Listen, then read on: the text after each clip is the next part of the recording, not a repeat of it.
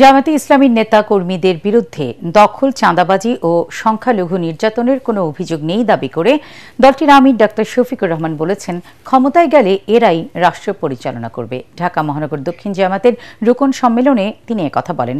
জামাত নারীদের ঘরবন্দি করবে এমন ভয় দেখানো হলেও দলের নারী কর্মীরা চাকরিসহ স্বাভাবিক জীবনযাপন করছে বলে জানান দলের আমির।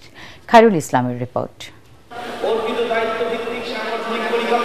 দেশের বিভিন্ন জেলা থেকে আসা জামায়াতের রুকনদের নিয়ে বাংলাদেশ চীন মৈত্রী সম্মেলন কেন্দ্রে এই সম্মেলনের আয়োজন করে দলের ঢাকা মহানগর দক্ষিণ শাখা। এতে অংশ নেন হাজারেরও বেশি রুকন সদস্য ও জামায়াতের আমির ডাক্তার শফিকুর রহমান সহ দলটির শীর্ষ নেতারা। আমাদের সমস্ত রাজনীতি হবে মানুষের জন্য, মানবতার জন্য। এ সময় দলের আমির ডাক্তার শফিকুর রহমান বলেন, গত ৫৪ বছরে কখনো এদেশের মানুষের প্রতি অবিচার করেনি জামাত। বিজয় তোমাদেরই হবে যদি তোমরা মুমিন হও।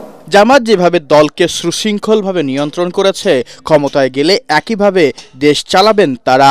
বিভিন্ন ধর্মের ভাইয়েরা আসছেন আমাদের সাথে, তারা নিজের থেকেই বলছেন ৫৪ বছর জামাতে ইসলামের কোনো নেতাকর্মী আমাদের ১ ইঞ্চি জমি চলে বলে কৌশলে আমাদের কাছ থেকে কেড়ে নেয় নাই, আমাদের কাছ থেকে চাঁদা দাবি করে নেয়। আমরা আশা করি এই দলের হাতে আল্লাহ যদি দেশ পরিচালনার দায়িত্ব দেন, এখন আমরা দল নিয়ন্ত্রণ করেছি, আমরা ইনশাআল্লাহ দেশও নিয়ন্ত্রণ করতে। মোনালিসা হেভি ফ্লো 15 পিস প্যাকেটের সাথে 8 পিসের একটি প্যাকেট একদম ফ্রি।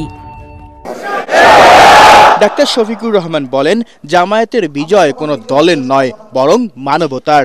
রাষ্ট্র ক্ষমতায় গেলে সংখ্যালঘু সহ দেশের সবাই সম অধিকার ভোগ করবে বলেও আশ্বস্ত করেন দলটির আমির। আমরা সমাজ বদলের বাস্তব স্বপ্ন দেখি এবং আমরা কোথায় ছিড়া ভিজাতে চাই না।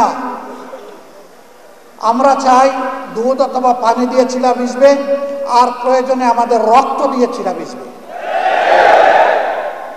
সেই রক্ত যদি আল্লাহ মানবতার জন্য, মানবতার মুক্তির জন্য আল্লাহ কবুল করেন, আল্লাহর দরবারে লাখো শুকরিয়া।